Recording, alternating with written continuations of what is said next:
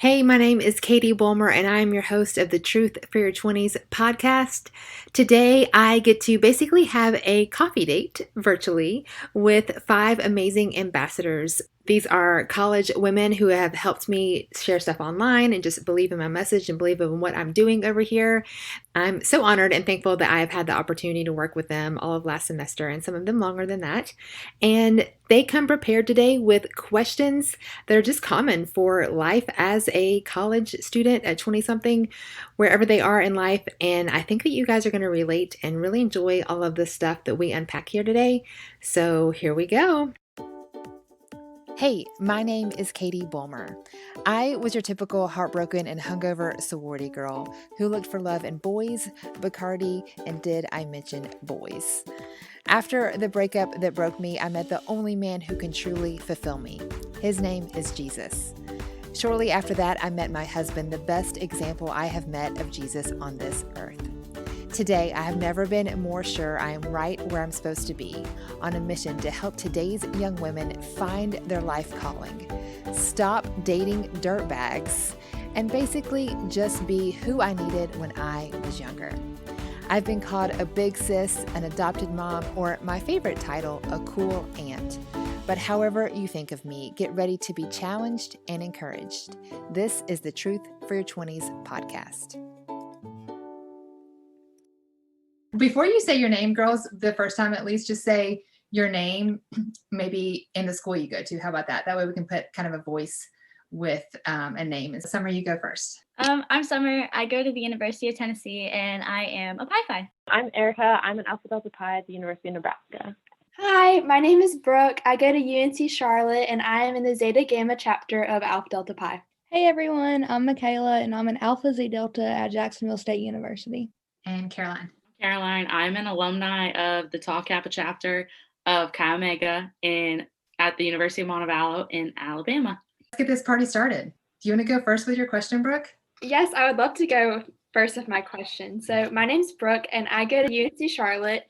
And my question is, what are your opinions on reading the Bible for your significant other?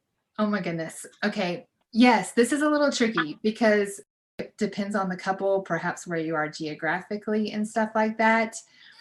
My first instinct would be to say that both of you kind of grow on your own separately, especially as that relationship is kind of getting to know each other.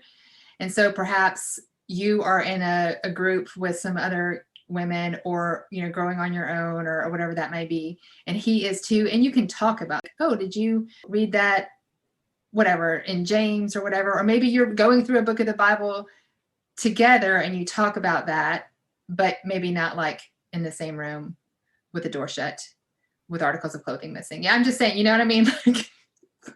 Yes. There's also different levels of intimacy, and there's a lot to be unpacked here, but mental, emotional, physical, all the things. And so those are different layers. And so obviously, there's a lot of people think about intimacy when we think about physical intimacy, but there's so much more to that. And spiritual intimacy is a good thing, and it's something to grow in, but diving in right away, we're going to have all these deep, huge theological conversations.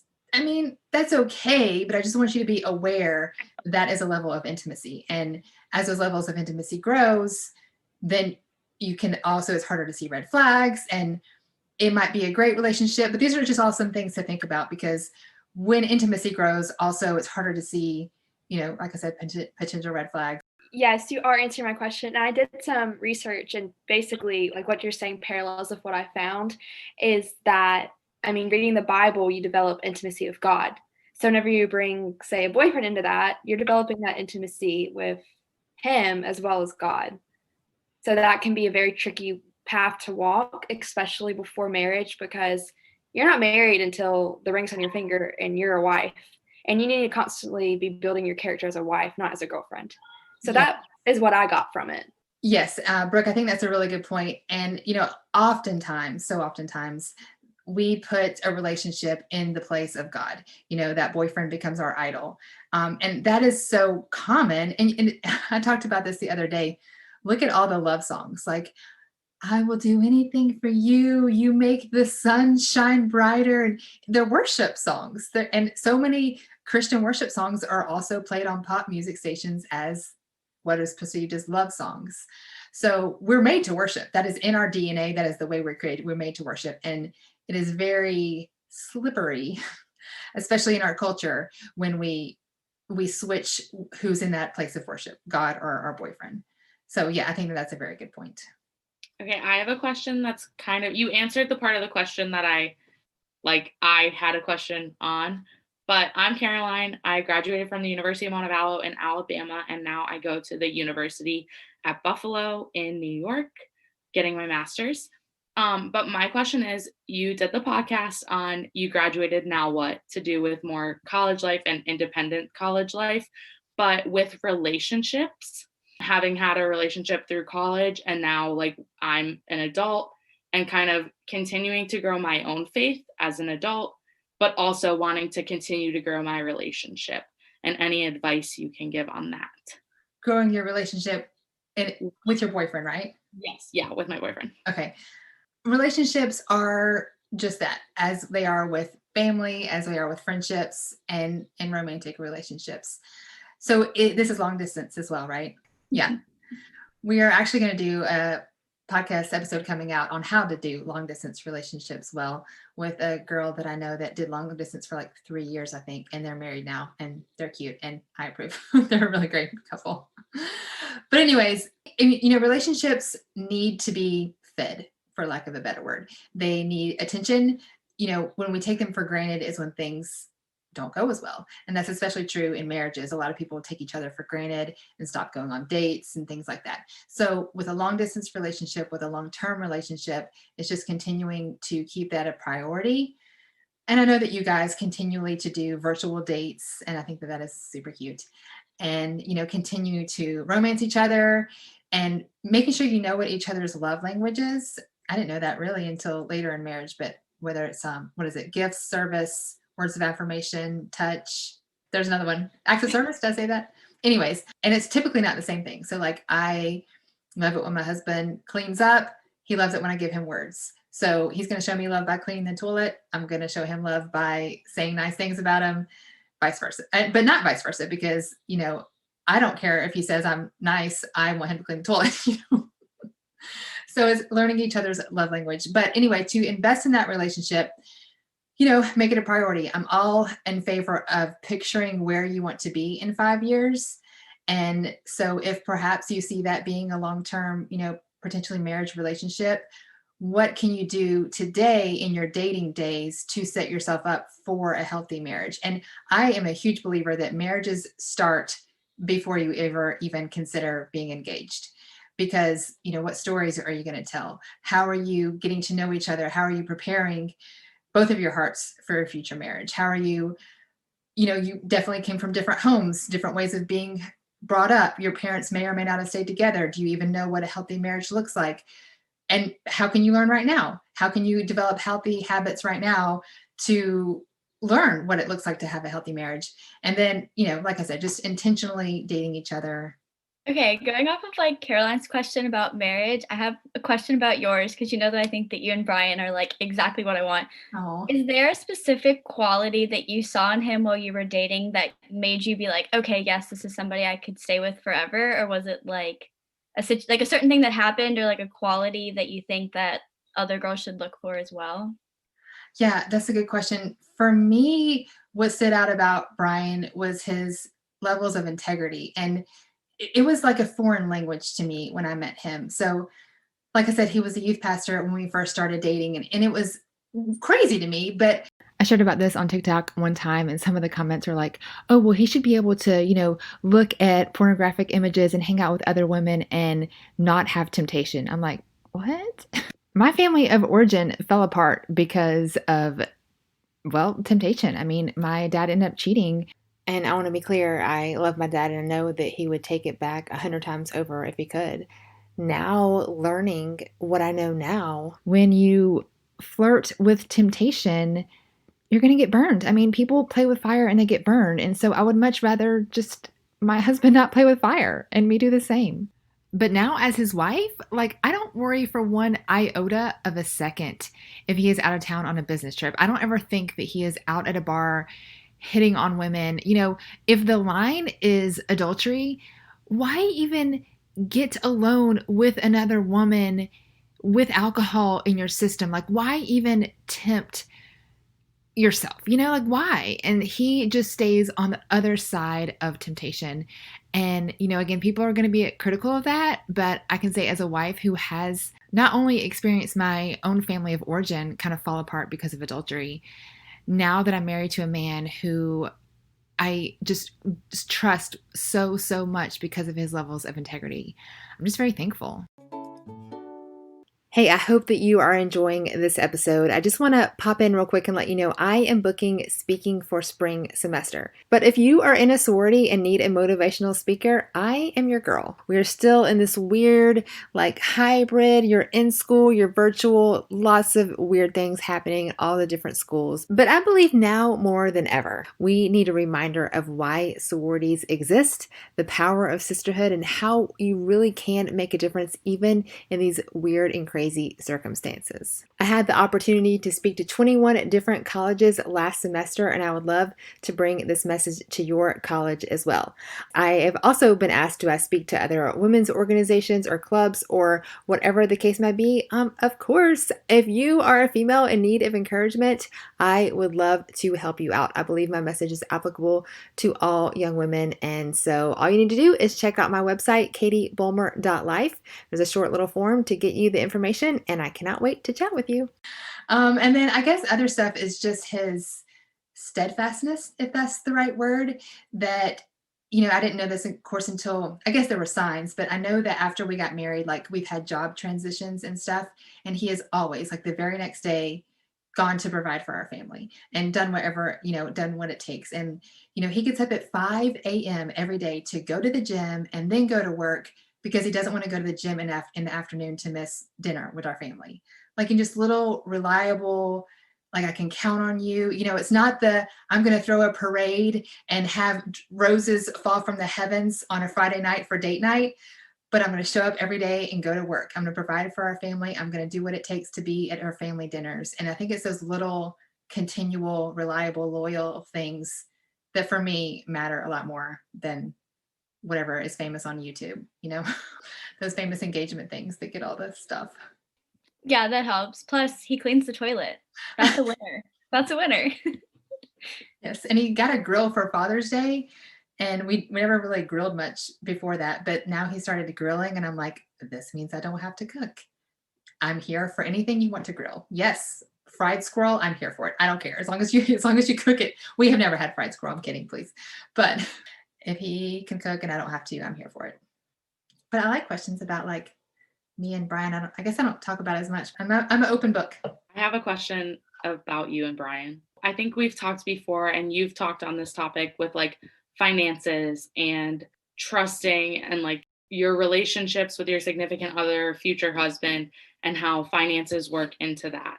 Best piece of advice you could give to someone who is like taking that next step in relationships when it comes to finances? We have a shared bank account, and that's a controversial topic, I know.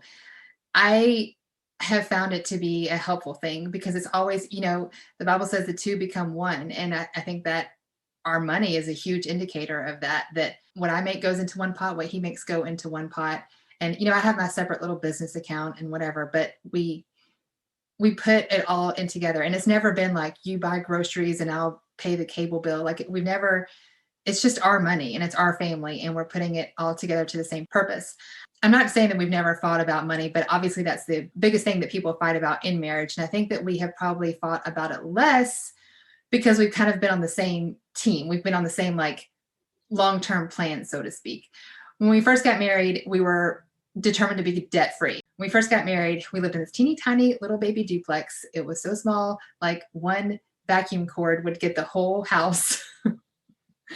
But during that time, we paid off $20,000 worth of debt and saved up enough money to put a down payment on our first home that we bought together.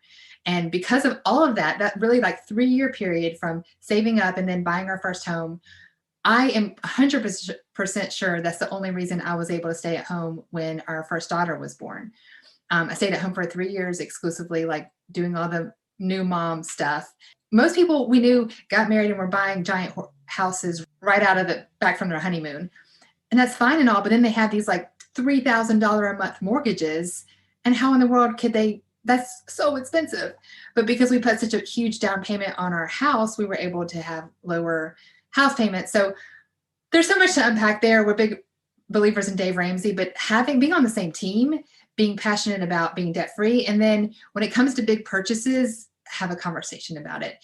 I don't ever ask him if I want to spend $20 on whatever, but when it comes to big deals, if he wanted to buy a boat, it would be a conversation. If I wanted to, I don't know, I like to spend money on plants. I'm wild like that, you guys, crazy. They're not really that expensive, but I'm just trying to think of something that I spend a lot of money on.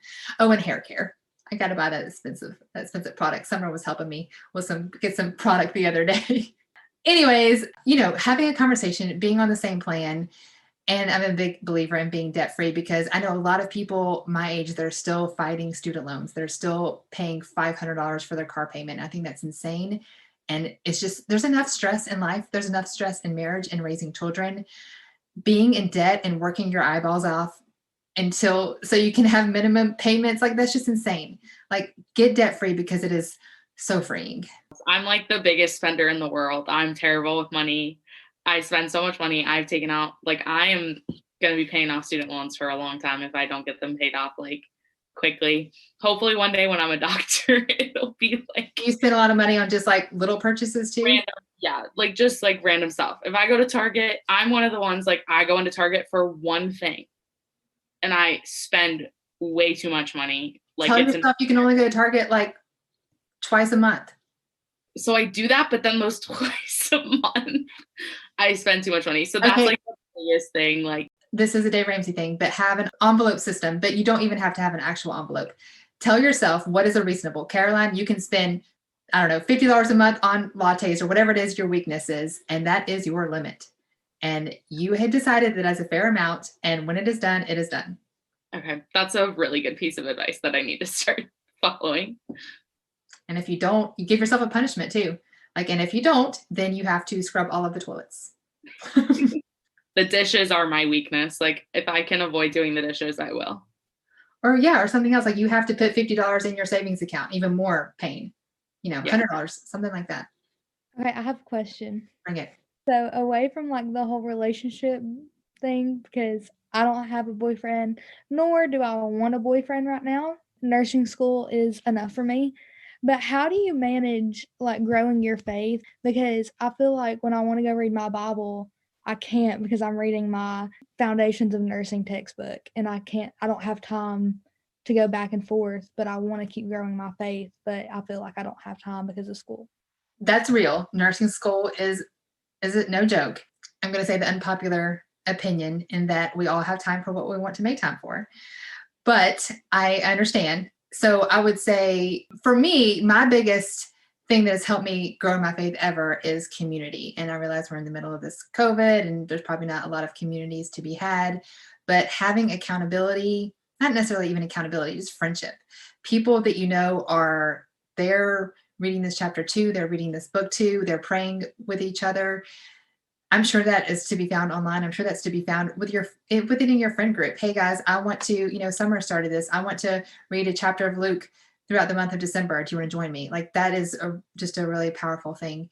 And, don't also tell yourself you have to spend, an hour or even 30 minutes. I have this, this Bob Goff devotion right here. And it's a 10-minute devotion. And it's really, really awesome. Nursing students, I'm just assuming it has to be this or nothing. It doesn't have to, you don't have to write a dissertation and rewrite the book of King James. Just give yourself some grace, and what you listen to, maybe you listen to podcasts or other things that are life-giving and based in truth. So, okay, going off of that, Makayla, something that I found that really helps is, I don't know about you guys, but I wake up and I sit on TikTok for 20 minutes before I actually get out of bed. And I got the Stephanie Mae Wilson, the Lipstick Gospel devotional. It's 3 pages at most. I put it right on my nightstand. And the second I wake up, I don't get to go on TikTok until I finish that. and it takes maybe 10 minutes. So I think that just getting it done in the morning and really just like taking that time before you pick up your phone really helps because it keeps you accountable. Off of that too, so I started doing, because Makayla, you and I are studying very similar things, and while I am not yet in nursing school, med school is haunting me. One of the things I started doing with getting my master's was my Bible sits on my night table thingy by my bed. I literally read one chapter a day. And it's taking me forever. Like, it's going to be a long time reading a chapter a day. And then I do a gratitude journal. And Katie is actually who started me starting my day with writing down 3 things I'm grateful for. And then I write a little blurb about whatever I just read in my Bible. And it has helped so much. I'm gonna have to start that because y'all, I swear, I don't know how y'all get up and watch TikTok. Like when you said that Summer, I was like, wait, y'all like do stuff when you get up? Because I'm like the type of person I'm gonna sleep till the last second and then get up and just start getting ready and then leave. So I'll share what I do has helped me. Those are 2 awesome ideas. But I have the Bible app on my phone, and honestly, I don't think it gets enough appreciation. But every single morning when I eat breakfast, I read a devotional in the Bible app. And just kind of like Summer said, it makes me feel like, oh, like I did something. And it honestly just totally shifts the way that I think about my day. Whatever your app is, TikTok, Instagram, Twitter, put it in the same folder as that app. And the Bible app's sitting right there. Like, have you read your Bible yet today? So hopefully that helps somebody out there. Oh, that's good. Also, I have one more thing that I've been doing too. I've been doing these like little lists. So I found it on TikTok, and it's like 5 ways that like he should be treating you if it's a good like Christian relationship. And you can literally like find verses, and it just takes like 10 minutes, and it's almost like a little checklist. So those days when you're like, I don't really have time for this, you can go back at your checklist and read those verses and kind of be like, okay, cool. And I've made them all pretty, and I think they're really fun to do too. And then you feel productive because you're like writing it out, and it's like Caroline said, like the writing aspect of it. Wait, so this is a to-do list? I'll just show you. It's kind of like it's like 10 ways to love, and I'll write like 10 verses about it. Yeah, I do this Bob Goff devotion, and I have 5 things you're grateful for, and it has to happen within the past 24 hours, which I think is cool because we can all be like, I'm thankful for health and happiness, but like, I'm thankful that the wind is blowing and I can hear my wind chimes right now. Like very specific, like right now within the past 24 hours. I'm very thankful that yesterday Ava came home with a 97 on our reading homework, like little things like that. And it that's kind of a game changer right there. Katie, the best piece of advice you ever gave me was writing out things I'm grateful for, but it having to be within the last 24 hours. I just feel like it's changed how I look at my day. Like I get to live out this day instead of like, oh, I have all of these things I have to get done today. So good. Well, I'm glad it helped you, friend. Okay, you're quiet over there, Erika. What's happening? Oh, I'm just like sitting here, just like taking it all in. Like, there's so many good things you all have been Right? saying. Oh, I'm from the University of Nebraska, but I was thinking about in high school, one thing that I did back then that I still do that was really powerful for me was just making time to like listen to worship music, but like building it into my schedule, listening to that instead of like country music or pop music or whatever on my way to work or to school when I was driving. So just trying to find like the little things that I could do to like make a small change was like super helpful. You did a COVID journal too, which I thought was really cool. Of course, none of us expected it would last this long, but I thought that was a great idea, just kind of journaling what you're walking through when the start of quarantine and everything. Yes. Are you still doing that? No, I quit doing it once we started like opening back up and everything, but I should definitely go back and like look at everything that I wrote down and to look back in 2040 and say, oh, remember when? Yeah. I have a sorority related question. Bring it. So what advice do you have to sisters that just got leadership positions within their sorority? This is their first time taking up a leadership position and they're scared. Get my PDF at katiebulmer.life, how to be a sorority leader. But yes, I mean, that's something kind of frustrating. I felt like when I was VP of finance in my college days, and I felt like it was, here's the notebook, good luck. Don't call me unless something's on fire. And every sorority girl I've talked to now, that's still kind of how it works. And it frustrates me because I feel like so much time is lost in figuring out how to do this, how to do it well, wait, what am I allowed to do? What am I not allowed to do? And I think my biggest thing to encourage girls with a new leadership position is to be empowered and realize that all of your sisters voted for you as the best likely candidate to hold that position. Don't be shy about it. Don't be like, oh, well, I don't know. And step into that leadership role with confidence and clarity, not of course to be bossy, but being a leader is a responsibility and a privilege. And you get to serve and lead your sisters, and understanding that, realizing again, that privilege and that responsibility, and just stepping into it boldly and confidently, and be like, all right, say I'm in charge now of socials, and this worked well in the past, this didn't, this is what's important to our members. Whatever it is, you're in that role. I'm not asking you to go and change everything. Listen to your sisters, of course, but just walk in with confidence that you are the girl for this job, and do it well, and be there not to be like, hey, look at me, but be there to serve your sisters. And I think, Katie, you told me this whenever I got my positions, is to take it all in one step at a time too, because when I got offered my position one year, I called Katie because I was like, who else am I going to call? So because it wasn't what I wanted, and I was so upset, and I was like, I can't talk to an Alpha Z about this. So I called my AD Pi friend, Katie. She told me, take it all in, take it one step at a time, because even if you don't see yourself in this position now, a year from now, you're going to appreciate it and have so much more opportunities than you did now. And when she told me that, I was like, Katie, like, come on, that's not what I wanted to hear. But now I'm serving as Panhellenic Vice President of Recruitment, and I would have not seen that my freshman year self. So just to trust the process and trust the journey too. I forget I said that, but I like it. It's true. And you might get a position that you're not really happy about, but you never know what it's preparing you for later. I mean, I would just say also, don't be afraid to fail and accept feedback. So something that I did that I found really helpful is I did anonymous Google forms, and people could be like, hey, this is something I want to see, or we're doing too much of this, could you change it up? And it was really good to know that my sister supported me and see hey, you're doing this good, but this is something else we could do, and not accept it and not take it as you're failing, but take it as ways to succeed, and start that really early on so you can be really effective throughout your term. Yes. Summer, I love that idea, and I'm putting it in my notes to send to all the sororities to see what they hated or loved about recruitment. Yes, that's so. Just ask them; they're going to tell you.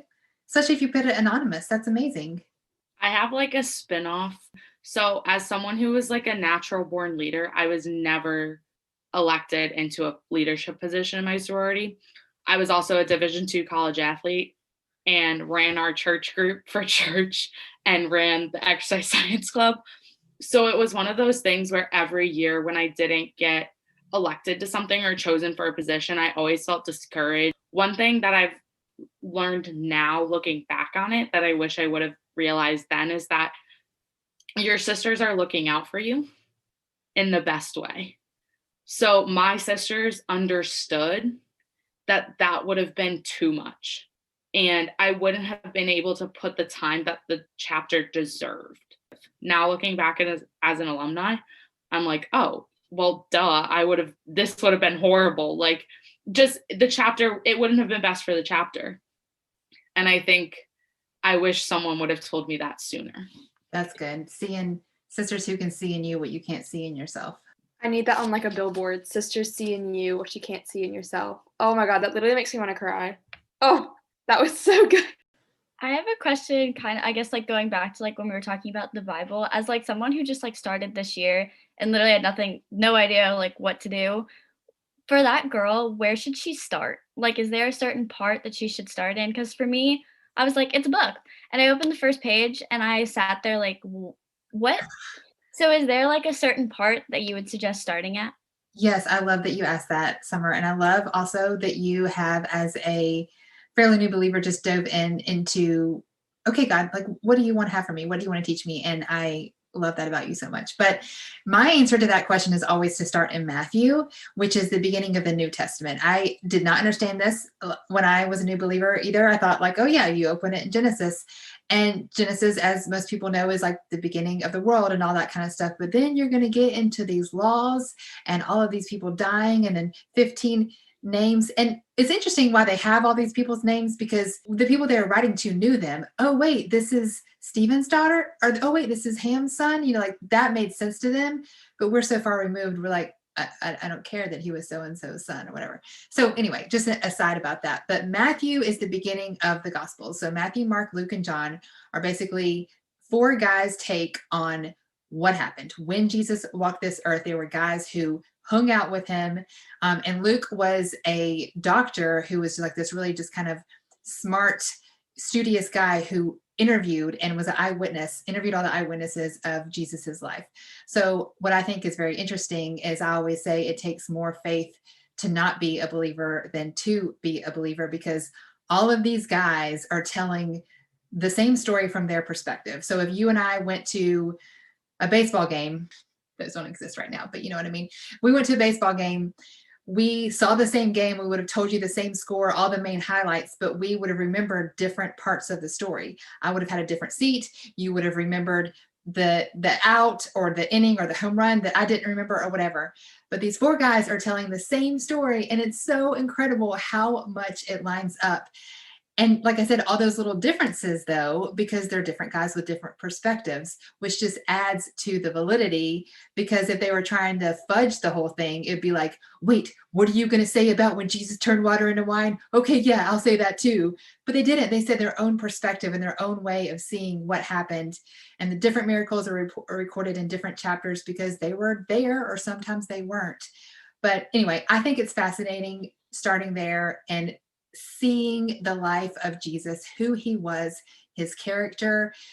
Being a Christian literally translates to little Christ, and understanding who Jesus was and why it matters and what he did when he walked this earth, like, is a game changer. So start there. And then the rest of the New Testament is all about Jesus and after he lived in AD and how the calendar changed and how everything has changed once he came and he changed everything.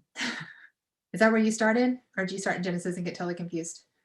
I started in Genesis and I started seeing all the names and I was like, okay, hold on, because I'm an English literature major. So I started making like character tree charts and I was like, okay, this has to mean something or it wouldn't be in here. Good for you. And then I asked you that question and I was like, cool. So now I'm like almost done with like the New Testament. Now I'm like, okay, restart. So now it makes sense. So to the girl who is going to start, I hope that she does not go through the character tree chart that I tried to make. But it's very impressive with this character tree chart you speak of. And what I didn't understand is essentially the whole book is about Jesus. The Old Testament all points to a Messiah. And I didn't know this until I was older, so perhaps someone listening didn't either. But Jewish people, Jesus was Jewish. Jewish people believe in the same God Christians believe in, and they believe there will be a Messiah because all of the Old Testament, which is what Jewish people believe, talks about a Messiah. And Christians believe that Messiah was Jesus Christ, who came at the beginning of, well, you know, the calendar, but the New Testament is a story of his life. And then everything after that point was all about Jesus. But really, the Old Testament points to a Messiah. The New Testament is all about the Messiah, about Jesus. And so we put it together and we call it the Bible. But just like life, it's all about Jesus, just like everything.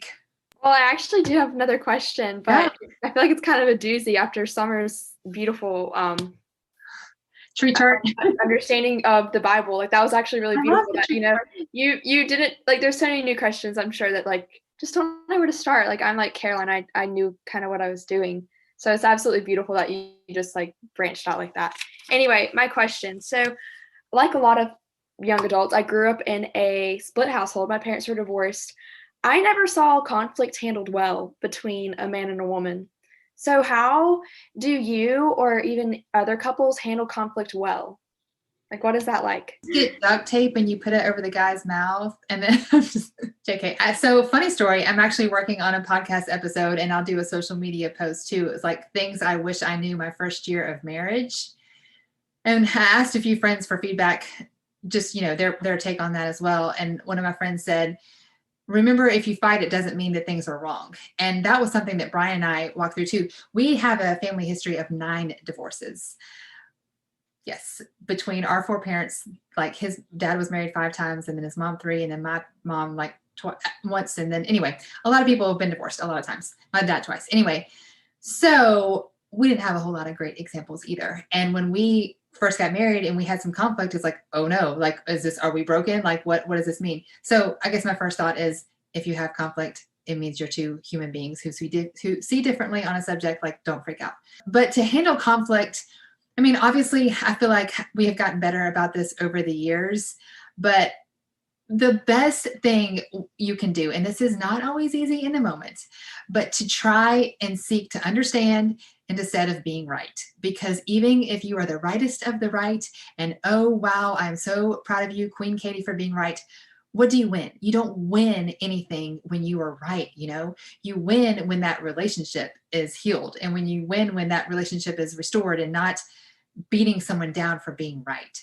So seeking to understand the other person's perspective. We have good family friends whose wife is a counselor, and he says this all the time, and it makes me laugh because this is something that she taught him. But she always says, help me to understand. And so that's with anything, like, help me to understand why there are $50 worth of lattes on our bill this week. Like, that's just a joke. But like, help me to understand your perspective. There's so many things that people fight about. And I would say, like, if there's a hot topic, so money, we talked about money earlier. If that's something that you're constantly fighting about, like, okay, what are both of our goals in this? Is our goal to, like, spend all of our money and travel Europe and not have any savings? Maybe that's a goal. I'm not saying that's wrong. Maybe that's a great goal, but be on the same page. Is our money to save up and, get out of debt and be able to put a down payment on a home? Is it to be able to put a nest egg away? Whatever it is, like, being on that same page. And that's just one example. There's so many conflict things that you can talk about, and also don't be afraid of counseling. If something, is kind of like, we just cannot see eye to eye, counseling is a great thing. And there sometimes needs to be an outside voice to be like, I see your perspective and I see your perspective. Let's talk about how we can mediate any conflict. Is this person's here and this person's here. And, they got to bring that pendulum back to center to help each other see each other's side of the conversation. And the duct tape also helps. So I think that was a really interesting question, Brooke. And Katie, I loved your answer. I mean, the duct tape, definitely. Thank you. And it's taken me time too to realize, and I'm like, for example, in the relationship I was just in, both of our parents were divorced. So if there's any conflict, we'd like the whole world would just go out of control for us. And it's taken me a lot of maturity to realize conflict's normal. You're two humans. You're supposed to think differently. And back to the counseling thing, I know of a couple, they go see a couple counselor once a month. Not because they necessarily have any issues, but just because to carve out time and make time for their marriage and just to sit and talk in a space with someone who can moderate the two. It's healthy. There's nothing wrong with it. I agree completely. And we have done several times over our marriage, do marriage retreats. There's different ones. We went to Windshape retreat a few times, but just intentional time to work on your most important relationship. I don't know why we take that for granted, or why so many people don't do that. And getting away and hearing from marriage experts. And like, we got to meet Gary Chapman. He wrote Sacred Marriage. He's like a big deal. And I'm like, what? He was at one of these marriage conferences. And so I just think it's really, really important to always, there's a quote, marriage is about falling in love over and over, always with the same person. And you're going to grow and you're going to change and you're going to, be parents for the first time and move cities and move jobs, and always being intentional to learn each other and to understand the stresses that each other are under, and just to seek to understand each other than to be right, because being right all the time is usually the guy who's a jerk, or the girl, being right all the time is not the winner. So I'm the type of person, like, I had to learn this, especially with conflict. I'm a 2, so I cry all the time. My biggest thing is when, like, we're having a conflict, I cry because I don't know how to process my emotions. And, like, it comes off as really manipulative because they'll be like, hey, we're trying to solve this issue, and I'm over here bawling my eyes out. So people are usually like, oh, it's okay, everything's fine. So I've learned, for me, especially solving conflict, I need a minute. Like, I'm like, okay, tell me your side of the story. I'm going to go cry for a second. I'll collect myself and then come back, because I think that's been really good solving conflict, because when someone's crying, most people's first instinct is to be like, are you okay? Like, it's fine. Like, don't worry about it. And it's just my natural instinct to cry, which I feel like is a lot of people's instinct. So that's been really helpful. And it's hard to admit when you're wrong. So I also agree with that. So that was a really good question, Brooke. I needed that. Erika, you were going to say something? When you were talking about just like healthy relationships and stuff, I know I've had a lot of friends that don't necessarily have, a Christian foundation within their relationship. Neither of them are Christian, and just walking through their relationship in different seasons where they've just had extreme issues and conflict, and just people on the outside seeing that as not healthy, and just feeling like not knowing what to do, because whenever I'm talking about that kind of stuff, I really do have that Christian foundation, and I kind of tie it all back to that. So I'm just curious, like, what your advice would be to like the girls that have friends that are not in those healthy relationships and are trying to, love them, but also help them in any way that they can. It's tricky because having a shared faith is so important. And I realize that couples can live, quote, happily ever after without the shared faith. But unconditional love is a beautiful thing that Jesus modeled for us at the cross. And marriage is two selfish human beings who have to learn what it looks like to be loved unconditionally, because you're going to want to kill each other at least once or twice. Like I promise. And that unconditional love, like when that person is being, quote, unlovable, you don't love them because they deserve it. You love them because that's what Jesus modeled for us at the cross. And that's what I'm trying to get home to my girls that I mentor and stuff like that. Yeah, like I just have friends, and they just, come to me with relationship struggles, or they like think there's a red flag, but they're not sure, but it's just so hard. Really, this is helping a friend in a toxic relationship, no matter the faith. My biggest advice for that, first of all, is don't shy away from the conversation. I think that so many people be like, oh, sorry, he's not treating you well. Like, I'm going to stay away from that conversation because it is complicated, right? And they have starry eyes over this guy. And even if there are red flags, they don't want to see it.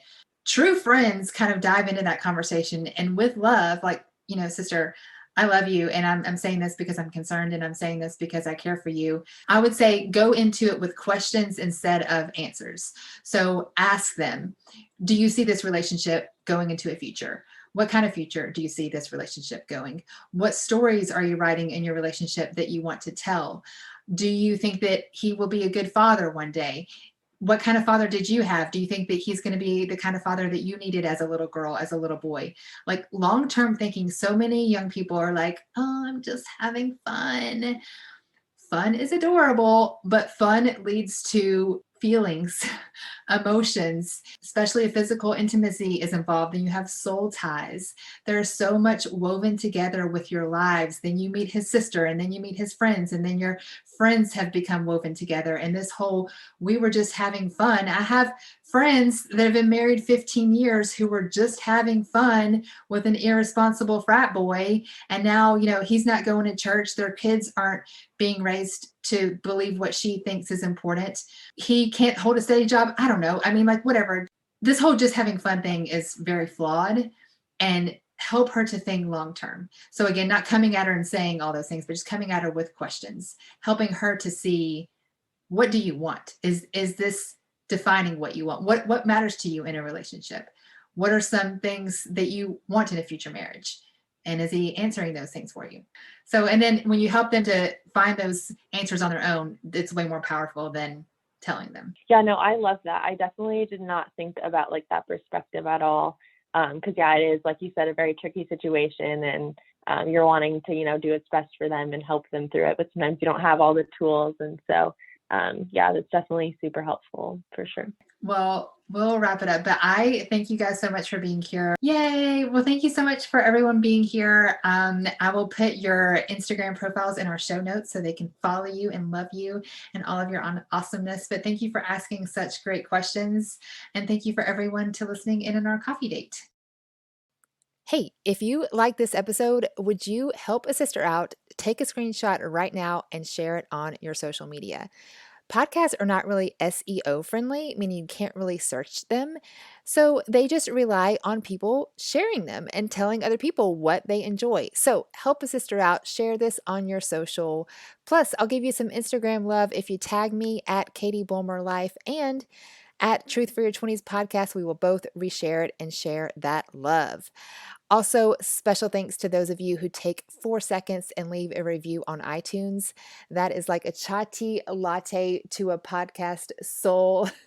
It helps them grow, and it really, really helps other people to find them. So thank you to all of you who help this podcast to grow and help your friends find some truth for their 20s.